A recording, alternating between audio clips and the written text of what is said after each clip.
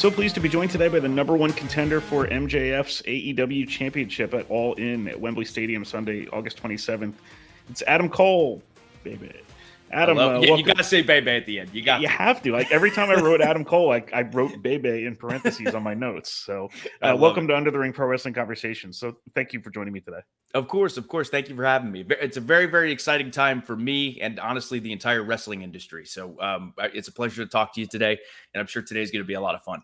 Yeah, definitely. And that's really where we're going to go with a lot of this. So All In at Wembley Stadium is being billed as the biggest event in wrestling history. It's certainly that in a number of different metrics and will undoubtedly be one of the most important events in wrestling history. What does it mean to you to be in the AEW World Heavyweight Championship match with MJF on this show? So for me personally, again, there's so many different routes I could go with this, but like overall, for it to be such an important event for professional wrestling and AEW as a whole is very, very exciting. It's our first time over in the UK, and to see the outpouring of support and excitement for this show. I mean, I think the ticket sales kind of speak for themselves as far as how excited everybody is to have AEW here. It's a giant step forward for AEW. For me personally, this means the world to me because 9 months ago, I wasn't sure if I was going to be able to wrestle again, let alone main event one of the biggest professional wrestling shows of all time. So I keep reminding myself again where I was 6 to 9 months ago and wondering if I was ever going to be able to get back into the ring. And now to have the biggest match of my life against a guy like MJF for the AEW World Championship. I mean, that's the ultimate full circle fairy tale moment for me. And you have the other match now too, with MJF versus the Ring of Honor Tag Team Champions Aussie Open on the I guess they're calling it the is it the buy-in? 0 hour. Yeah, 0 hour. But it is the buy-in. Yeah. Okay. Same general deal, the pre-show, but I just forgot what it was marketed as. Mm-hmm. How do you see that one? That's completely different. It's a little risky to have a pre-show match before literally the biggest match of your career. Yeah, it's pretty wild to think, again, we're in this big world championship match going in as friends, but still easily the biggest match of both of our careers. But at the same time, I really do feel like our fans have loved and enjoyed watching me and MJF as a team. And ever since we did not successfully win the AEW World Tag titles, I think the idea of going after championships that are equally as important to me, the Ring of Honor World Tag Team titles, against a team like Aussie Open, who has just been incredible in their run in AEW so far. I mean, it's wild, it's crazy, but literally everything about that night is wild and crazy. So, I mean, God, if me and MJF could go in as the Ring of Honor World Tag Team Champions, that'd be pretty cool. So it'll be a challenging, exciting, rough, but incredible day at the office for All In. Absolutely. You had the time limit draw with MJF, and you've also now had the run with him after through the blind eliminator tournament. How good is he, and what kind of a match do you expect? And also just what kind of a crowd response do you think each of you will get at this match too? Of course, there's still a lot to get there before we get to Wembley too. And this is dropping a week from today when we're recording this too. So right. So as far as the talent that MJF has, I mean, I knew when I first met him, God, it had to be, it was like maybe 8 years ago, maybe 6 years ago, when he was just starting out, like brand new in the wrestling industry. And I remember thinking, oh, this guy has it from the very beginning. And I know a lot of people say that, but I really, really did feel that way. He could talk incredibly well. He was great in the ring. He carried himself really well. He was a sponge wanting to learn as much as he possibly could. I knew he was going to be special, but I think he's exceeded everyone, including himself, expectations as far as how great he's really become. I mean, he's so young. Like in his mid-20s, he has this entire career ahead of him, and he's proven time and time again how amazing he is in the ring, how amazing he is on the microphone. The guy eats, sleeps, and breathes pro wrestling. So what's wild to think is he's not even really in his prime yet, and he's as good as he is. As far as the crowd response, again, you never know. Obviously, you hope that the crowd is completely invested and interested in every single thing that we're doing. whether that be for MJF, whether that be for me or the match as a whole. I'm hoping, based on the story that's been told these past few months now, that Wembley Stadium will be completely invested in this one. And I'm going to make sure we give them a reason to be, but it's going to be a special night. And I hope that crowd is ready to have a great time. Because again, the UK wrestling fans are some of the best in the entire world as far as crowd response and crowd interaction. They know it's going to be a super special night. So I'm hoping they're going to be on their feet literally for the entire event. I just hope I'm able to, tell what some of them are singing with some of the chants that are some of the Me too. the football chants that become wrestling chants. Sometimes you can't always tell. And honestly, sometimes their fans will know better than the people at home will too. Oh my God. Yeah, for sure. We live in a pretty incredible time for pro wrestling right now. I mean, we have a crowd with a house of potentially 80,000 plus in a stadium in the UK for a non-WWE show. I don't know. I feel like people are talking about it, but I don't feel like people really understand how big this is. Like, go ahead. I'm sorry. And do you think that people do understand? Like, this doesn't happen. I think some people do, but like you said, I think some people aren't ready to process how absolutely massive this is. But generally speaking, and I can just speak for myself personally, as far as like our locker room, everyone understands the severity of how important this event is. Every single fan that I've talked to, whether it be meet and greets or Comic-Cons, everyone is continuing to talk about how excited they are for the Wembley Stadium All In show.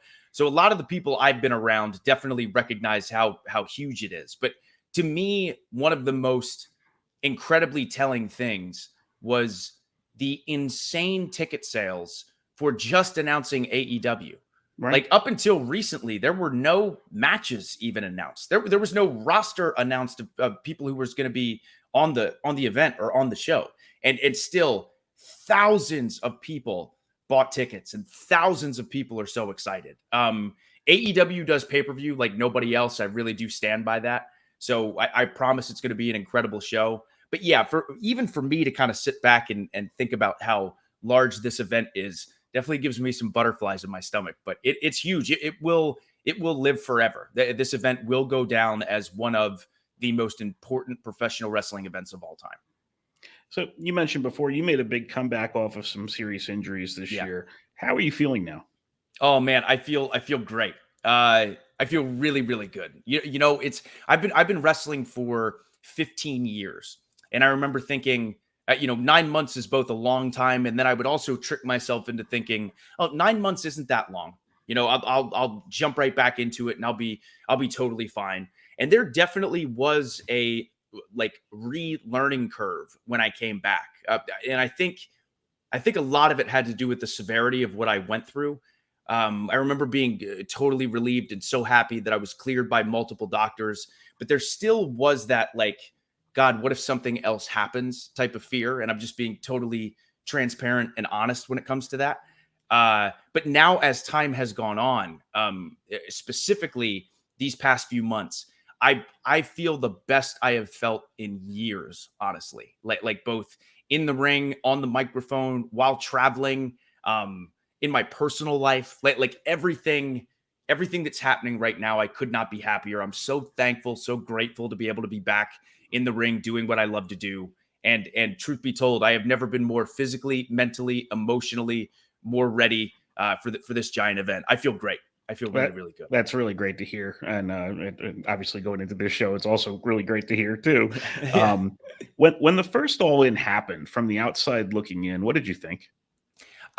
Man, right away, I thought AEW is something very special. And I think a lot of people felt that way also, like watching the event and seeing that packed arena, seeing how absolutely invested the entire crowd was in everything on that show, and how desperately this audience wanted something different or something new. We constantly love new things, whether it's new movies, new TV shows, same thing with new wrestling. It was exciting. And I think the world had its eyes on that show, kind of wondering, not only were they excited about the show, but they were curious, how's this going to go? It's their first one. Let's see how it pans out. And I thought they hit an absolute grand slam.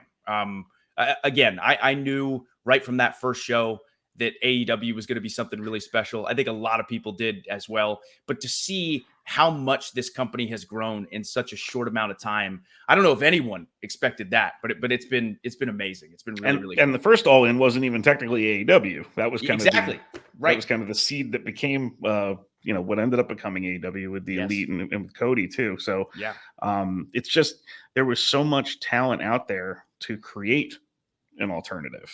And it was just obviously there was a demand for it too. We're seeing it right now.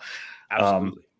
So this leads me into my next question. I've asked this to a number of people, but you might be one of the more unique because of your own past experiences in wrestling. How important is AEW and the long-term viability of AEW for the present and the future of pro wrestling?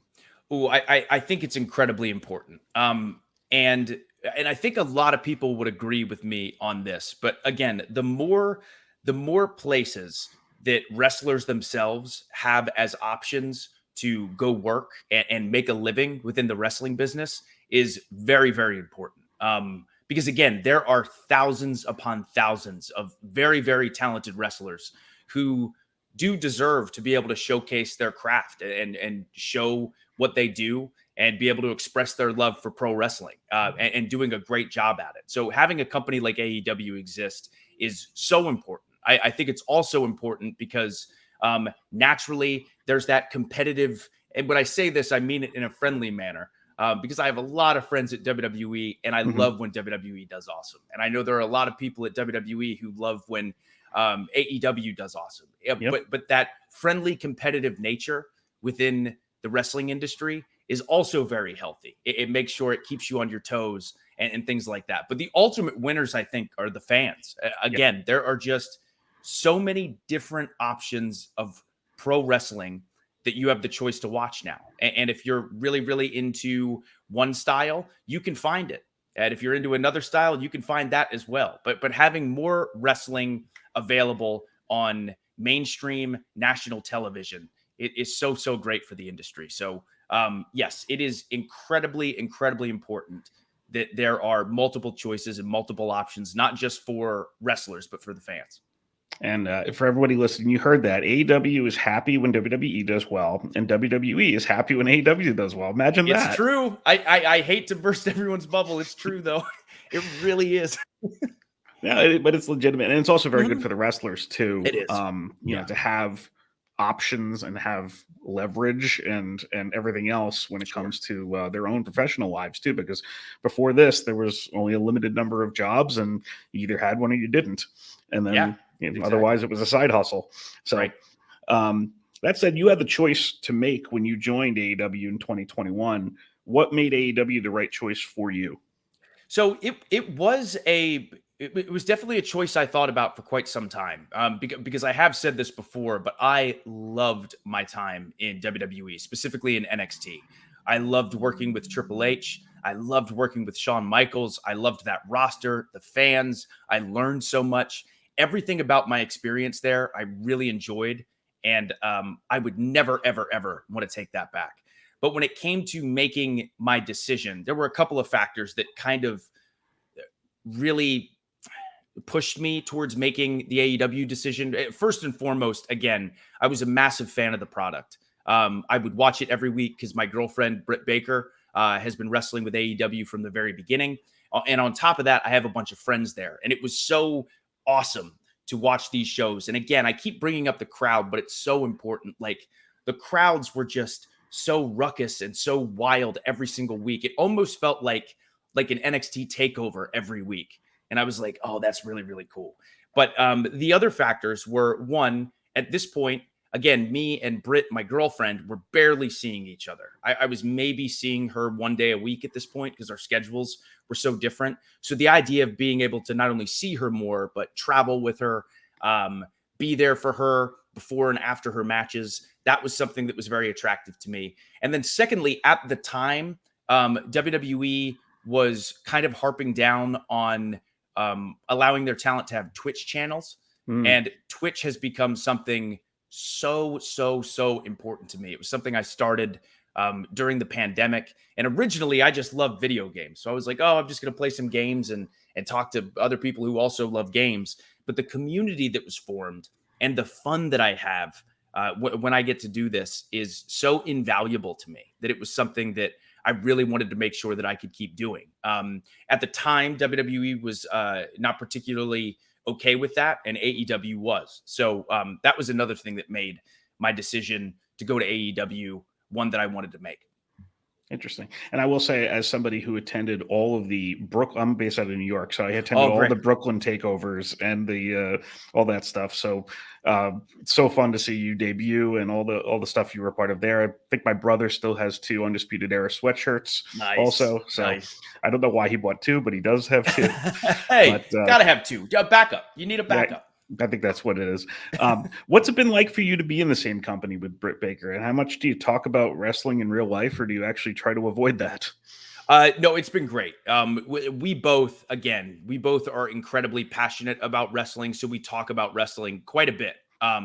We also have other things that we like, obviously, like our favorite TV shows and movies and things like that. But this is a wrestling household, and we both love wrestling dearly, so we naturally do talk about it a good amount. But yeah, again, getting to spend more time with her, getting to fly on a plane together, share a hotel room. But the most special thing for sure is if, say she has an idea, I'm in the building and she can find me so easily and then run that idea by me. Say I have an idea and I want her opinion, I can find her very easily. And then also just being able to watch it live and be there for each other, like right when she walks through the curtain, is so special. We started as a long distance couple where we would see each other like once a month. And then with when I was in NXT and she was in AEW, we still lived together, but it almost felt long distance because of how little we were seeing each other. So now to be able to spend more time together, talk about wrestling and share those special moments together, it's great. I wouldn't trade it for anything. Nice. And did you expect your story with MJF to be as popular as it's become? The fans have really been into it. They're buying the shirts, obviously, too. So it's got some legs, it seems like. Yeah. No. I was really hoping that people were going to be excited about it. I know quite a few people have talked about the idea of Adam Cole versus MJF being something they wanted to see. So I was hoping that people were going to be invested and excited about it. But the attachment to the team itself, not in a million years did I think it was going to be this popular. Like I said, I thought people were going to have some fun with it, but it's wild. It's taken on a life of its own, and it's been so much fun. So much fun. It'll be interesting to see where it ends up going next. And the other thing about your career and what's kind of happened with this story too is how much history you have with so many people that you can draw into the story. You're looking at Roderick Strong, you're looking at Matt Taven, you're looking at Mike Bennett. Is that the kind of wrestling you like, where you can kind of layer sort of different people into the angles? Absolutely. And I think AEW does that so well. Again, a lot of the AEW fans are very passionate pro wrestling fans who love paying attention to every single detail and every single nuance and wondering where the story is going to go. Like you're rewarded for being a passionate diehard wrestling fan in AEW, specifically with stories like this. You've seen stories like with the Elite, who are just masterclass at paying attention to those little details and getting people to get excited and almost fantasy book and kind of imagine where things are going to go. So I personally, my favorite TV shows are TV shows that do pay attention to detail and do reward you for having watched as much as you can and almost fantasizing in your brain about where it's going to go. Those are my favorite TV shows. That's my favorite wrestling storylines too. I think one of my most enjoyable periods of wrestling watching was that black and gold era of NXT. I see some similar things from that to this. Yeah. What about that era of NXT made that work, and how do you think history will treat that era? I certainly hope history looks back on that era as a special one, because same thing. I felt like we were in the middle of something very, very special. As far as what made it work, I think it's a combination of the timing being really, really right. I think you had Triple H, who was eating, sleeping, and breathing NXT at the time and totally invested. Shawn Michaels, the exact same thing. And then you had a roster full of guys who had known each other for years and just were ready to commit everything to making this the best possible show that we could. And again, I think for fans as well, even though NXT had kind of already started this trend before I had gotten there and before we got to the black and gold era per se, but like you could see the fans with these early takeovers with like Kevin Owens and Sami Zayn and Finn Balor and Shinsuke Nakamura, like you could feel the brand growing and you could feel more and more people kind of joining this ride that was NXT black and gold. I think for a lot of people, it was the first time they had seen that style of wrestling, truth be told. Obviously, there were people who followed a lot of us on the independents before then, but then you had maybe some people who hadn't seen that sort of style, and they're seeing it for the first time through WWE's eyes in these huge arenas. And it just created this movement that was absolutely unbelievable. I mean, the same thing with why I think the Undisputed Era worked so well is because all of us are really, really friends, and we've been together for years and years and years before that. And that's kind of how the whole roster was. We all had a similar mentality on what pro wrestling is and what it should be. And then we had the most passionate fans in the world. I still, all the time, people will bring up NXT or the Undisputed Era and how much fun that era was. No pun intended. But yeah. I agree. It was a very, very special time. And similarly, you were part of Ring of Honor and also PWG. And like for someone who wasn't there, I mean, I've been following Ring of Honor forever, but for PWG, for someone who wasn't there, what made those two experiences unique? Yeah, so PWG was very interesting because it was this small building in Reseda, California that fit maybe 300 or 400 people in that building. You were crammed in. The shows would start late. They would go late. Every single match was like 20 to 25 minutes of just go absolutely crazy and give people the most athletic and insane wrestling that you possibly could. And again, it created this reputation, especially with those music videos they would post on YouTube, where you just felt like, oh my God, I have to go to a PWG show sometime. So I think the audience deserves just as much credit for making those shows so special, because again, it was a smaller building, but it felt like there were 20,000 people in there some nights. It was so wild. And it was where a lot of people kind of got their start or got their exposure when it came to wrestling on more independents or wrestling overseas or wrestling in Ring of Honor. You know, like for example, to go into ROH, I was PWG world champion before I was Ring of Honor world champion. And I was a heel in PWG. And then Ring of Honor kind of seeing how that was taking off. That was part of the reason I won the ROH title for the first time and then also was a heel instead of being a babyface. So it really did transcend and impact what a lot of guys did outside of even PWG. It was a very, very special place. It still is a very special place. And as far as Ring of Honor goes, again, I owe my entire career to Ring of Honor. It was the first contract I ever signed. I was like 2 years into wrestling. It was my first experience getting to wrestle on television in some capacity and traveling and working with the best of the best talent in the entire world. ROH really does deserve a lot of credit for the modern era that we see today of what pro wrestling is. That in a lot of ways, that super athletic style, not all guys being 6'4", 265 pounds. ROH was such a special place, which I'm so glad that Tony Khan actually is the one responsible for Ring of Honor now, because he understands and appreciates how important that company was. But yeah, I really do. I don't think I'd be sitting here talking to you today if it wasn't for companies like ROH or PWG.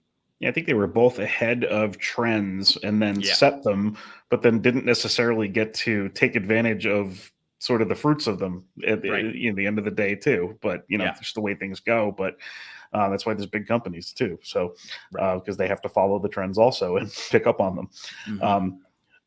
Who do you consider your mentors in pro wrestling, and who do you look at as influences? And has that also changed over the course of your 15 years in wrestling? Yeah, I mean, I've definitely been impacted and influenced by a lot of people. And I think another reason that I've been so lucky to wrestle at the places I have is because so many veterans went out of their way to give me advice or help me or give me input. But off the top of my head, early on, Steve Carino was someone who really, really helped me a lot. I remember I was working an independent show, and originally it was supposed to be me versus Steve Carino. At the time, this was the biggest match of my career. I was massive, still am a big fan of Steve Carino. And originally we were supposed to wrestle for 6 minutes, and Steve Carino decided to change it to 30 minutes. Just so he could teach me and just so he could work with me and kind of show me the ropes a little bit. And I will never forget that because there weren't a ton of people there. He didn't have to do that. He was getting paid the exact same. He wanted to help me. And Steve to this day is still so helpful. I love Steve Carino.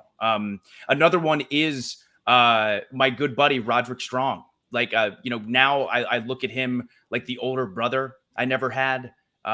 He was a guy who very early on in my ROH career would be sitting there and waiting behind the curtain when I would walk through and say, if a bunch of people would say, good job, he would always have something that he would tell me that I should work on every single time. And then he would watch me go out and then either try to implement it or implement it and it work. And I remember him being elated that I was just listening to him. And then obviously the friendship formed. And again, now we help each other. But he has helped me so much throughout my career, and is someone I respect dearly. And then ultimately, it's still so insane for me to say this, but Shawn Michaels was another huge mentor of mine. Again, his thought process about wrestling was so different than anyone I had ever spoken to. His still love and passion for pro wrestling is so apparent. And he really wanted me and so many of the other guys to succeed and go as far as we could. To me, without question, he is the greatest pro wrestler of all time. And he is a wonderful human being. Shawn, to this day, I still look at as a friend and a mentor as well. So those are some ones that really impacted me in my career. That's really great. But Roddy is so irrationally angry right now on TV. I know, man. God, it's again, I'm waiting for him to return my calls. But it's an emotional time. I know that he's frustrated about a lot of things. I wish me, him, and Max could sit down in a room and just talk this thing out. Nice. So we're going to move on to something we call the 3 count now. It's going to be 3 quick questions and your answers. First one. What is it like being on a reality show, and would you want to do it again? It's strange. It's exciting. It's nerve-wracking. I mean, based on my situation, I know I probably have to try to keep the answer short, but the truth is, at first, I wasn't sure if I wanted to do it. But at the time, with the support I had from the fans, the support I had from AEW, I thought a lot of people are going to want to know this story. So I probably should do it. I was just terrified it was going to have a bad ending. And at the end of this show, I was going to be told I couldn't wrestle again and I wouldn't have my happy ending. But actually doing it, it was a really good experience. I'm glad I got to tell my story. I'm glad I got to show the world kind of what I was going through and the road to recovery back. The crew was absolutely awesome. And would I do it again? I'd have to think about it. All right. Second question. I'm assuming Wembley Stadium will be the largest crowd you've ever wrestled in front of. What was the smallest crowd you've ever wrestled in front of? Ooh, great question. So I did an independent show my first year in the wrestling industry. It was in the Poconos in Pennsylvania, and it was in front of a family of 6 people. The wife and 4 children did not make a peep the entire show, and the husband was wearing overalls with no shirt underneath, and he was rocking back and forth. And just anytime the good guy was beating up the bad guy, he would go, "Get him!" Wow. "Get him!" And that was it. 6 people. That's tremendous. I was looking when I was researching for this interview. I realized yesterday that I attended the only time that you wrestled Cody Rhodes, which was at Ice Time in Newburgh for Northeast Wrestling, and I was actually in the front row for that. So that was fun. Oh, awesome. Yeah. And then last question, what are your 3 favorite Adam Cole matches and why? And is there any match that never happened that you wish that could have? Ooh, great question. Number one is me versus Kyle O'Reilly at Best in the World 2012, the hybrid fighting rules match. This was a match where Kyle punched me in my lip.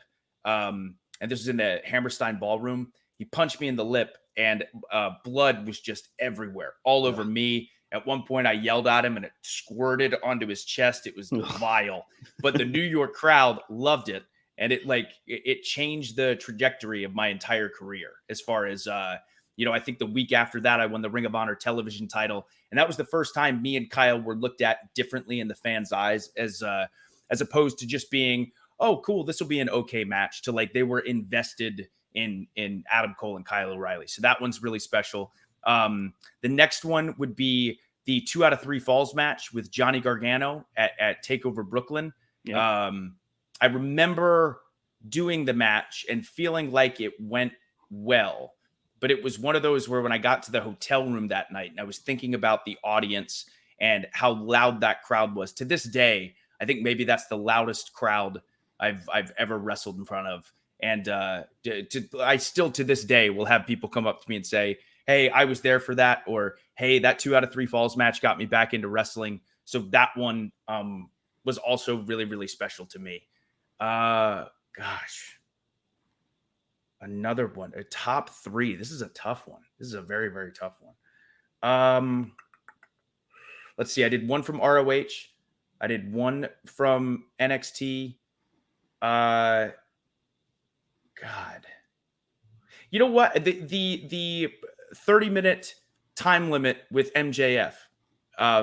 Because since being back, that was the first time that I really felt like, okay, I feel 100% confident. I feel back and ready to rock and roll. Let's do this thing. That was the first match I've had where, like, for me personally, I felt like, okay, we can do this. Like we're gonna put as much work in as humanly possible. I feel great. I know I can do anything that's thrown my way. I'm ready to make this happen. So that'll be my top 3. I'm going to go hybrid fighting rules with Kyle, 2 out of 3 with Gargano, and 30-minute draw with MJF. Great stuff. And of course, we've got Adam Cole and MJF, Wembley Stadium, All In, Sunday, August 27th. Adam Cole, thank you so much for joining me today. I've really enjoyed this and enjoy this moment. Yes, I will. The best I could say. I will. No, thank you so much for having me. I appreciate it. All right. Thank you.